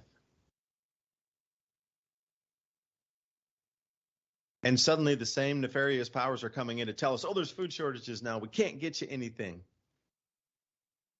We had a smooth, harmonious running. Oh, speaking of the harmonious society in China, we had a harmonious running society where everything was delivered. Industry and titans delivered everything you need for 100 plus years, smooth as silk. And then suddenly, all of a sudden, we hit a brick wall this year. Oh, wait, the onset of the grand solar minimum is right now also. That's quirky. And suddenly their working system, because I'm up here I'm looking at some sunspot imagery right now. Now we should be at solar maximum this year, and going into the end of this year through the first 3 months of next year should be solar maximum. Now some would disagree and say it's the end of 2024.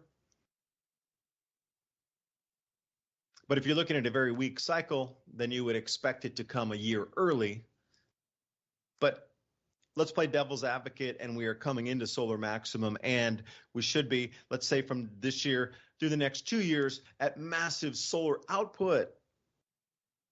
Where you look at the sun and it's just dot, dot, dot, dot, dot, dot, dot, tons of dots connecting. Magnetic fields, you're getting solar flares, you're getting CMEs, there's so much magnetic activity that the entire sun is covered with what you consider dots that are sunspots. As we look today, there's one sunspot on the sun. One. 3152. It's in the top right, 2 o'clock position. There should be 50 or 70 sunspots at the minimum on this going into solar maximum. And we sit here with one. This cycle was forecast, and Valentina Zarkova, if I could come back there, she just put out a new video and had more data and research and came back with even better modeling than they have when she was removed from the net for giving you this very same information, 2015, 16. Like the powers that be knew this cycle was here. So all the well-oiled, smooth machinery of all delivery and everything that got us to this point that was functional. Remember 2019 when you could travel using what? Airbnb and Uber and all these different things. You rock up in any country, there was an app for getting something similar to an Uber. Every country had Airbnb, but there were also local, similar in every single country that you could possibly visit.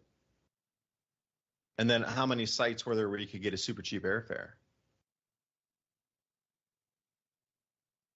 Going from that to complete lockdowns and going from the most bountiful agriculture where, nobody wanted for anything. We hadn't heard about famines in Africa since Sally Struthers back in the 1980s asking you for $1 a day to feed some kid. There might have been the random war that stopped a little food in Africa, and that was it. But for those 30 years or whatever, 40 years, there just haven't been the mass famines except here and there. There's never been a global one. It's always a regional one in a single country or a tiny bit. And it was always usually in Africa, always in Northern Africa, always Sudan, always Ethiopia. But what's crazy is that new Renaissance dam that they built in Ethiopia / Eritrea, those countries separated in civil war. Africa's largest hydroelectric dam in the driest place in Africa, yet it filled in 2 years. And they just completed construction on it last year. And suddenly it's full. I'm sorry, it was 2 years ago, and yeah, it's full already. Had my math back and completed it in 2020. It's supposed to take 7 years to fill, and it's already completely full. To the point they're generating electricity. Now, who knew these cycles are inbound? See, that's what I'm saying. Everything is overlapping at this time.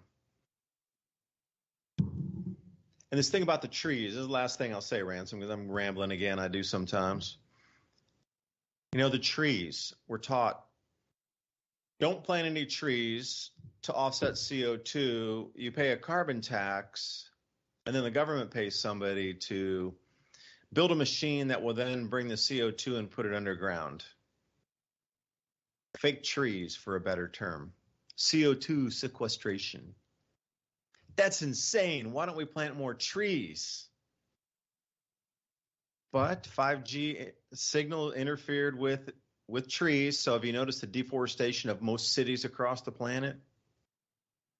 I'm not talking about the deforestation in places like Amazon or whatnot.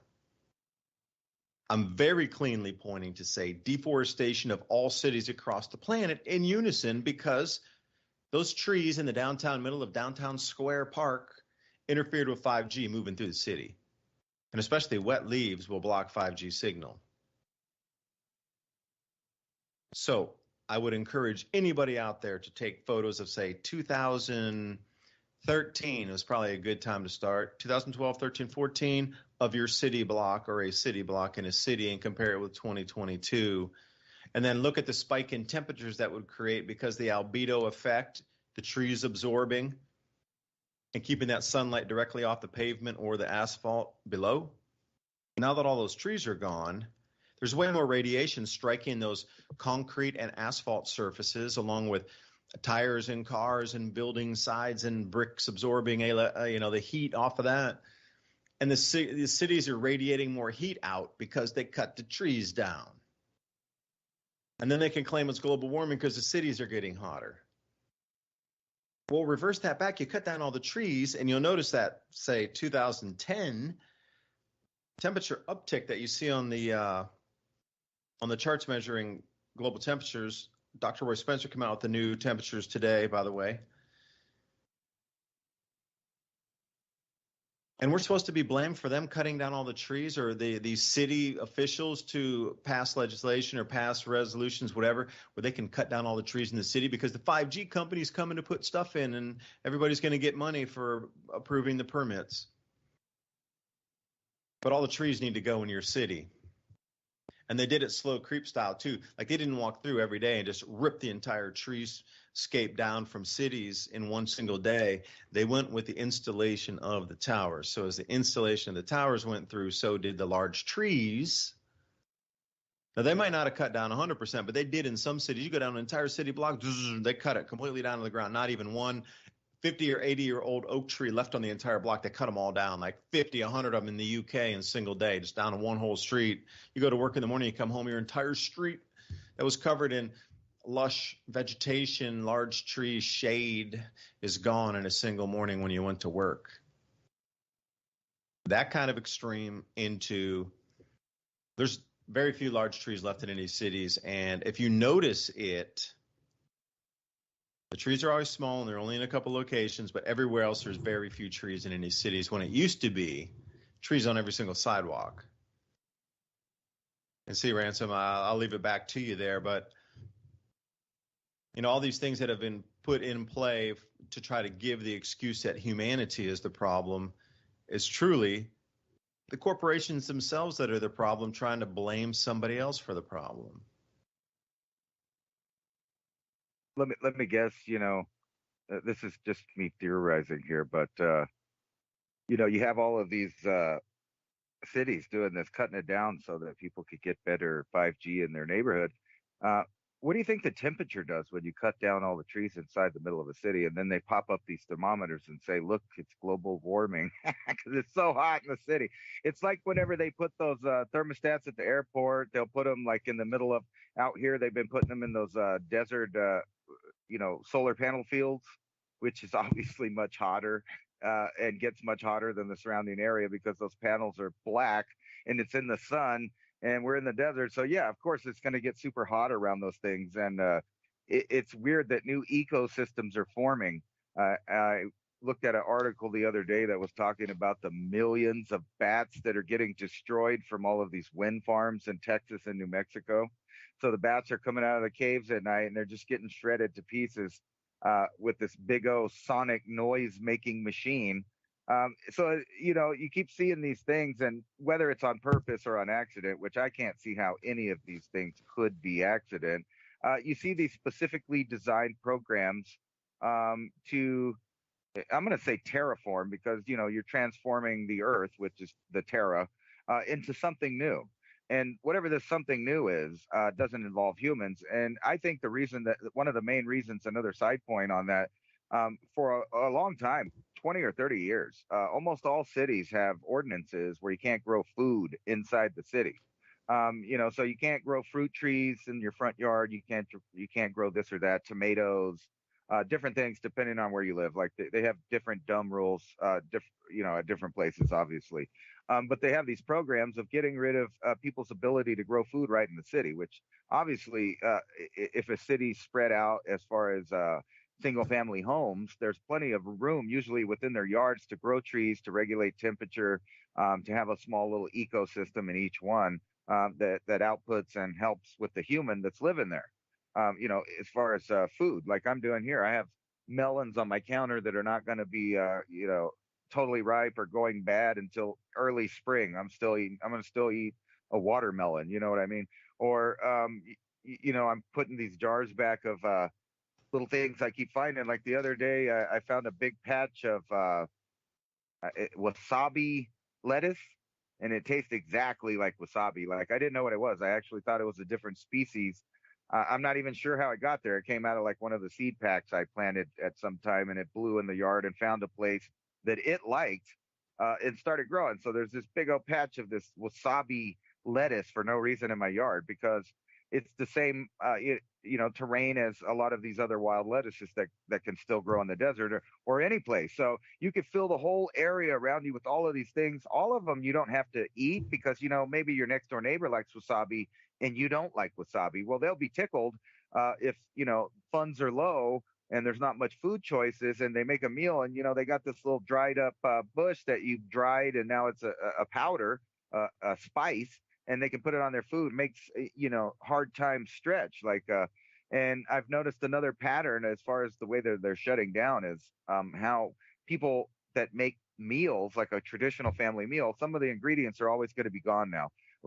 So in our grocery stores locally, they don't have things like saltback or, hog jaw or, the hip, like there's different products that are liked in different areas of the country that are usually parts off the pig that are super salted. So you could throw it in a pot of beans, or make a stew with it. Like, so they're not selling these type of things. So they know that more than half the population is going to continue to eat these boxed carcinogenic foods. And they're bringing you totally away from the idea or the capability even of growing your own food in the city areas, like totally. So you'll be trapped there. You have to eat what they have. You know, the organic food's not exactly organic, but you know, it says it is. And so they're all trapped in that. Meanwhile, the people in the rural areas can just about grow whatever they want because there's no ordinances or stuff. But that's changing, and because of these Agenda 2030 programs that are incorporated in local governments, which is the point where people need to fight and get all of that junk out of their local government, because what that is world governance. And it's an idea called when globalization meets localization. So people in the local area think they have a handle on things and that they're going to be able to do this thing or the other thing. The county government comes along and says, no, actually, because of this program we're doing, you know, and they won't tell you it has any association with Agenda 2030 or any of these other greening programs or fake programs. So all of these programs don't work. They don't make enough electricity, and that's what they're filling up the space. So it's obvious by design catastrophe on purpose. And it makes me wonder, you know, how bad is the magnetic field going to collapse? What kind of scenario are we actually going in? Because you know, we all know that there was Neanderthal and Cro-Magnon and Denisovan and, you know, probably 4 or 5 other human species on the planet at one time, but they all just disappeared. And I'm wondering if there's something in the human being that we are that filled up the world this last bit of history that could survive having a collapsed magnetic field, because the other people didn't. You know, lots of animals didn't. And you know, of course there was the flood and impacts and the end of the Hunger Dryas, but go back 42,000 years ago and all of the other humans disappeared off the planet, and then it left us with only one kind of hybrid, admixture species on the planet. So something in that core species allowed us to survive. I don't believe that, you know, every source of humans on the earth were somebody that hid in a cave. You know, some of them were, obviously, but what are they afraid of is going to happen this round? If that's, what it looks like is happening. You see the magnetic field collapsing. You see the solar cycle doing something also at the same time. So what does that mean? Is it a greening of the earth, a mutation of species, and the speciation and extinction of all kinds of stuff?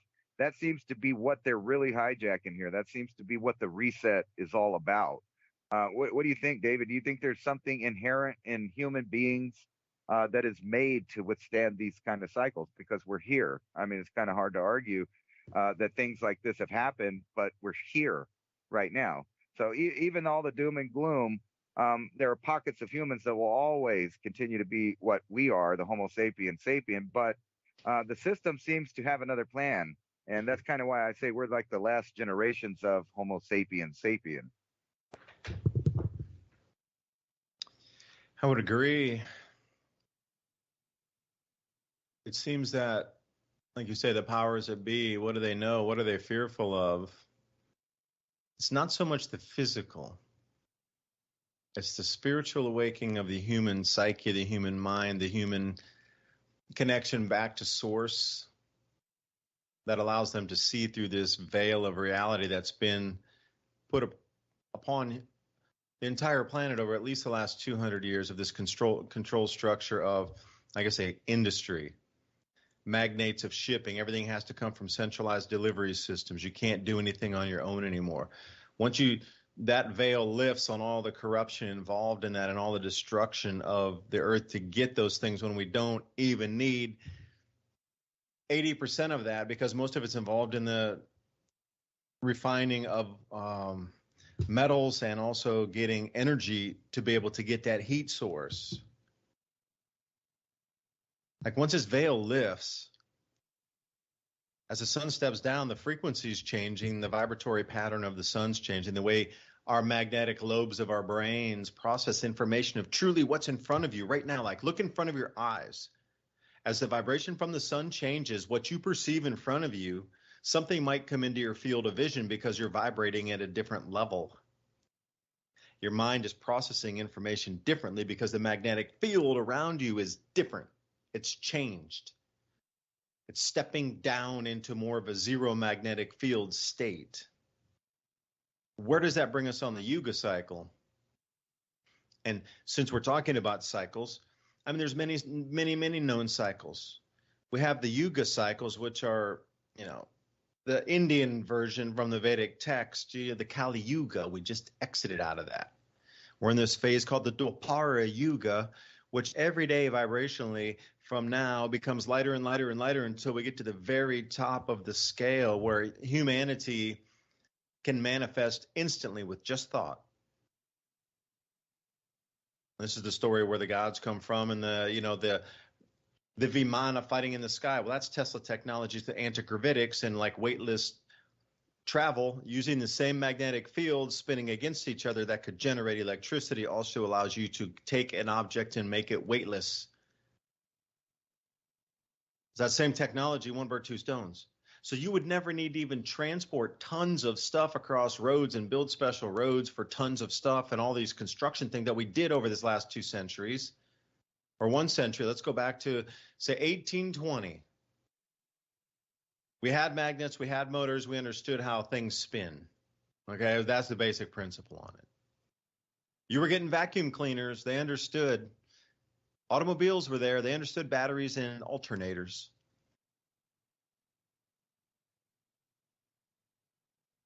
We would have weightless travel and free energy. Imagine how the world would be very, very different if those two things were in play at 100% for the last 100 years. We would have none of the pollution we have now. We would have none of the overpopulation, quote unquote, problems because of the centralized systems that are creating the problems to make it as this carrying capacity has maxed out based on the current system.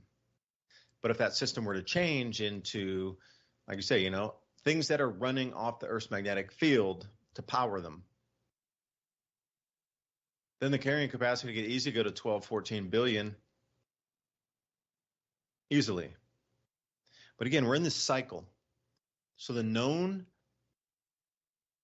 terror button for the current planetary regime holding on was structured during a lower vibration period of humanity's existence on this planet. That's it. And from today, and it was actually in the 1600s when we started to switch over into the different yuga as it transited out into what we know the Dwapara Yuga now. We're actually officially in it. Back in 2019, as the planets came next to each other in the sky to appear as one, I think it was Saturn and Jupiter came together in the great conjunction.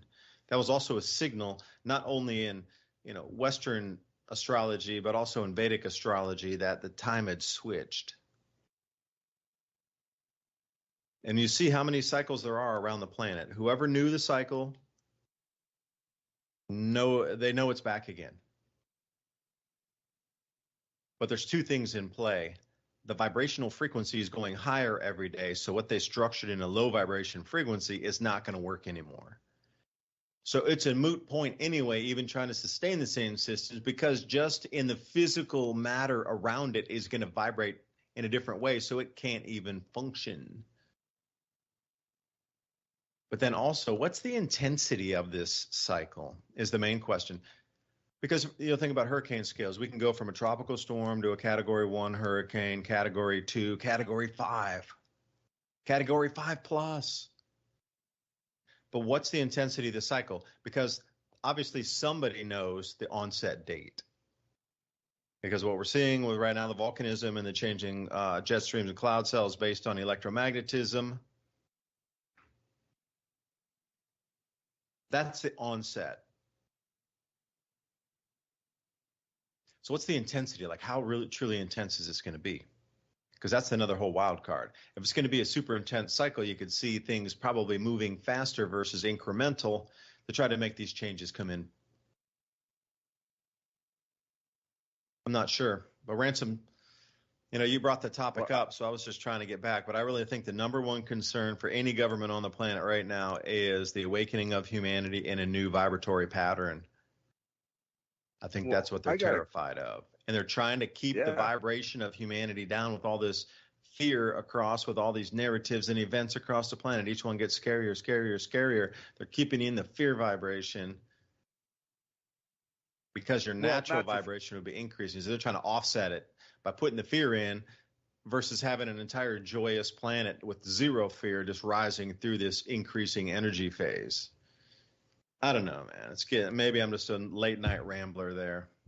Cheers. No, I had a question for you though, because we're talking about a minute ago the magnetic field kind of waning, at least right now. It's not like it's collapsed, but it's definitely has shrank. That's as far as I understand it. So we go through these little patterns where we go through these debris fields of different cometary or asteroids or whatever, just debris out there. And we, the Hunger Dryas impact theory. Well, it seems like it's more than a theory. It seems to have been proven, in my mind at least, that, at the end of the ice age there, we had several impacts, maybe hundreds of impacts all over the place, mostly in the northern hemisphere. And this caused a lot of the ice to melt and the sea, flooding and fires and, all kinds of stuff. And we see all these civilizations that are building, in my mind, megalithic stuff, because that's the time period I think that civilization lived. Then they just stop. And, it takes us a long time to catch up to that point as far as history goes. But, in my mind, I'm thinking, you were talking about magnets earlier. So if the planet that we're on has a strong magnetic field, so it's going to be pushing off, depending on the charge of these incoming debris fields or objects, bouncing them kind of off the magnetic field, kind of like it does with the cosmic rays. But what happens if there is no bubble, so to speak, of this electromagnetic field that protects the Earth? So you have these incoming objects that would normally kind of just bounce off or slightly change in direction.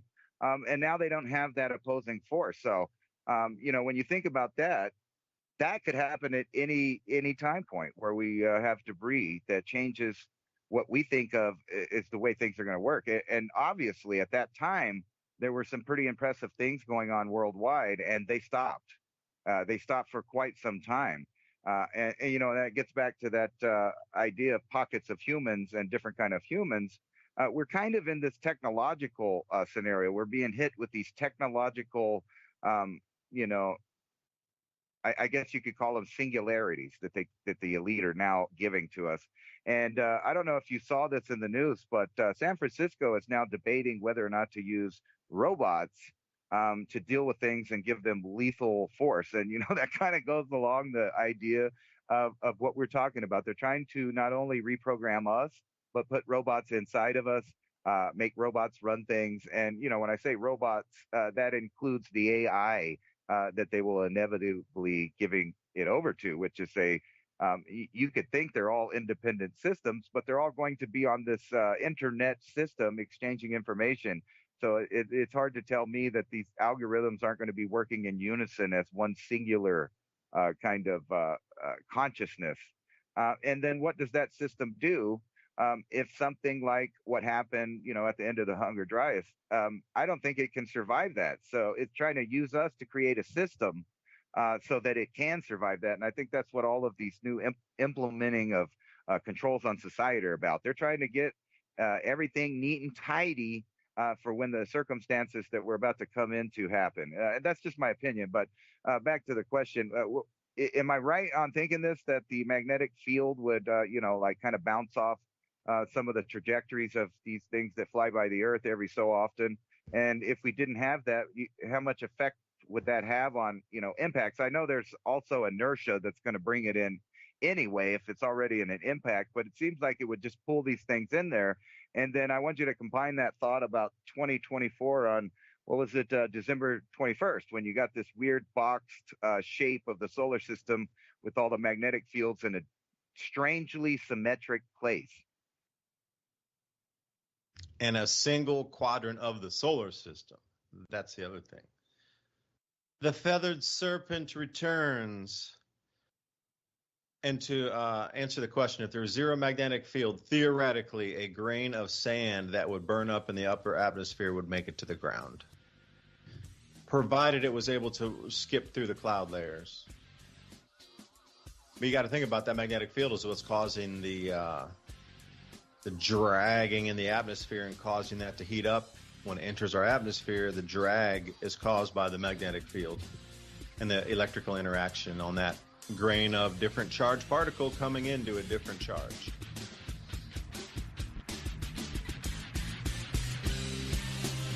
So tighten up your magnetic fields. And Ransom, Godwin, thank you for joining me tonight for an interesting bit of conversation. Awaken humanity.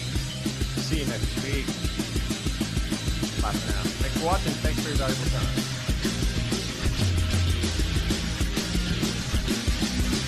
Thank you for listening to Revolution